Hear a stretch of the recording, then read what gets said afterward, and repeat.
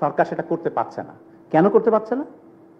করতে দেবে না মন্ত্রণালয়ের কর্মকর্তারা করতে দেবে না। সোজা হিসাব, এর বাইরে আর কোনো কিছু নেই। আমলারা চান না তাদের ক্ষমতা খর্ব হোক। এটা প্রতিটি সংস্কার কমিশনের ক্ষেত্রেই সেটা হচ্ছে। আর আমাদের এই যে এখনকার অন্তর্বর্তী সরকার, আমি মাহফুজ আলমের একটা কথা খুব ধার করে বলি।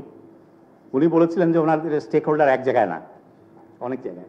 স্টেক হোল্ডার রাজনৈতিক দলগুলো একটা, স্টেক হোল্ডার আরো আছে কয়েক জায়গায়। তো এই যে স্টেক হোল্ডার অনেক জায়গায় থাকলে যেটা হয়, আস্থা উনি পাবেন কোত্থেকে?